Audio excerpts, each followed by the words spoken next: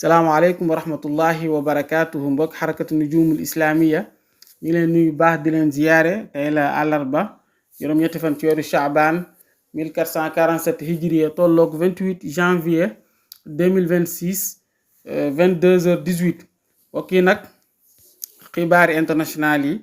li ci gën a fës mooy foofa ca Irak nga xam ne bu yàggut ñi nga xamante ni ñoom ñoo war a tànn ki war a nekk premier ministre bi muy coordination bi ñu tuddee Italie Tansiqiya nga xam ne Irak comme ni nga ko xamee seen premier ministre bi Chia lay doon président ba nekk kurde président assemblée bi nekk sunnite Chia yi nag ñoom dañoo tànn seen premier ministre proposé ko pour président bi tabb ka kooku nag ñu tànn ñu koy wax Nourul Maliki kooku daal dafa mel ni arrangé wul Amérique arrangé wul Trump moo tax Trump dafa Twitter démb wax ne daal Nourul Maliki mii nii nekkoon na fi président bu Irak jamonoy 2006 ba 2014 moom gis na ne jamono yu nekkoon président dafa indi ñàkk ak fawda ak désordre foofa ca Irak kon moom moo tax Trump nee na kooku nekku tànneef bu baax Trump nee na bu Irak continuer di ba fal kii premier ministre bi di Nourul Maliki moom du jëflanteeg moom te nee na Amérique du dimbali Irak ci ay waxu Trump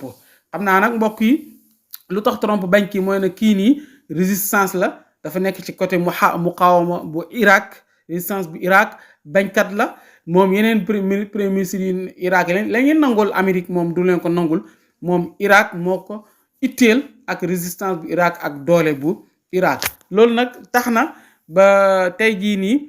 foofa ca Irak mbooloo mu takk moo génn naqarlu ingérence bi nga xamante ni te daqul bi nga xamante ni Trump mu koy def ci biir affaire interne bu Irak ñu bëri daanaka ñoo génnoon ci soppe yi am di jàmm yi dem ci côté ambassade bu Amérique nekk ci Irak bëggoon ko dugg sax bëggoon ko yàqate bu taxutoon ak policier ya fa nekk. ba tey mbokk yi ci xibaar yi Netanyahu moom mooy sàkku ci israélien pour nañ gën a xóotal seen ak yëngatu ci réseaux sociaux yi parce que Netanyahu nee na daal léegi guerre bi daal guerru réseaux sociaux la kon nag nañ ci gën a xóotu bu baax a baax moom Netanyahu nee na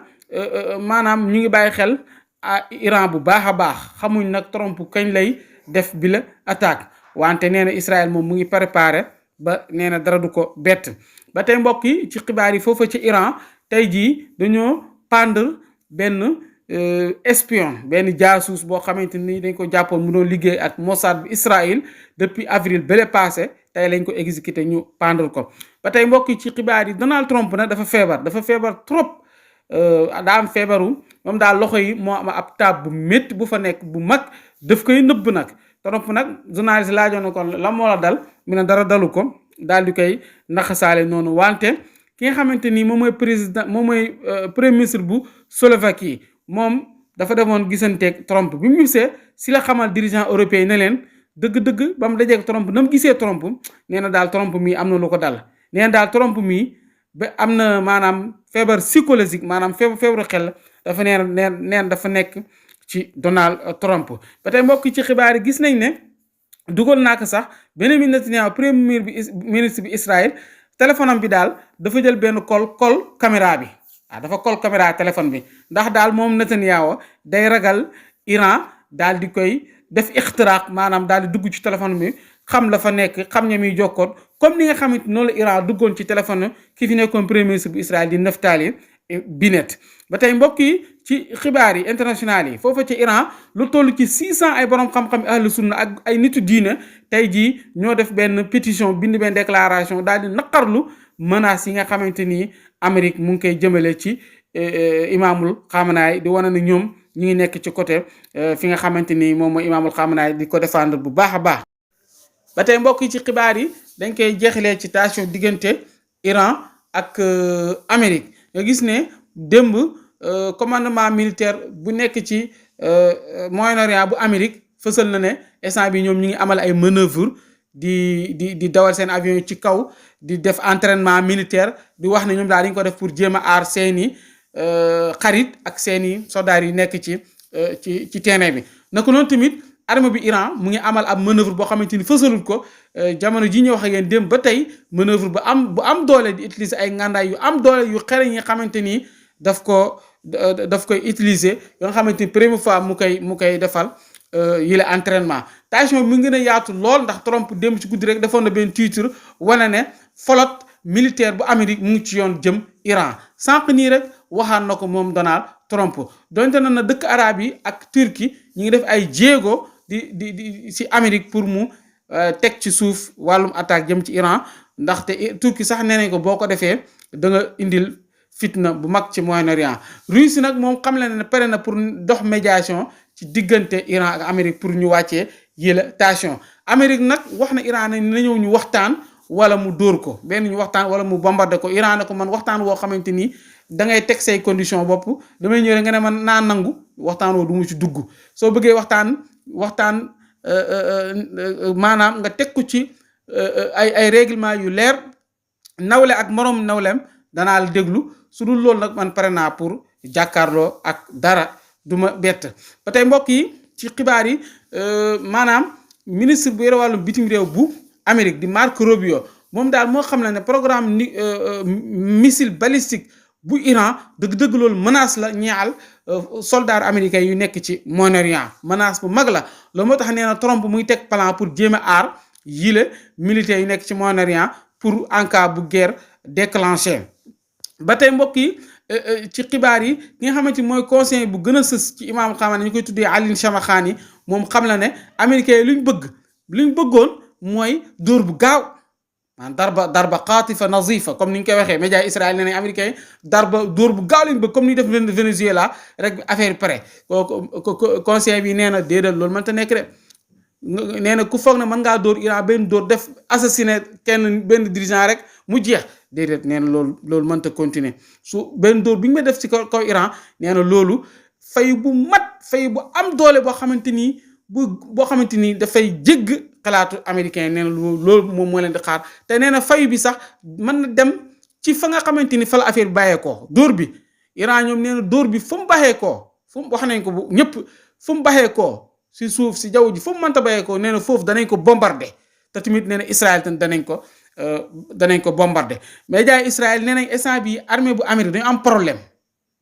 ndax lañ bëggoon def Venezuela lañ bëgg a def Iran te ba léegi amaguñ yoon wi ba léegi gisaguñ yoon wi nga xamante ni fa lañ ko mën a defee. ba tey mbokk yi ci xibaar yi ki nga xamante ni ab dirigeant bu mag la ci Hezbollah sànq la def benn entretien mu am déclaration bu am solo bu mu fa wax ñu koy tuddee Nawaf Moussaoui kooku nee na américains yi ñaari option lañ tegal Iran mooy Iran mu ñëw ci négociation maanaam mu nangu daal wala ñu dóor ko waaw. nee na nag américains yi lu leen teree dóor Iran ba léegi mooy na après dóor bi est-ce que liñ bëgg danañ ko am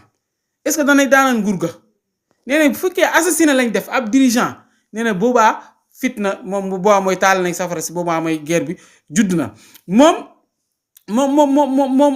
Moussaoui nee na ñoom Hezbollah am nañ ay renseignements yu wér yu wane ne maanaam Chine jébbal na Iran ay ngàndaay yu am doole ci diir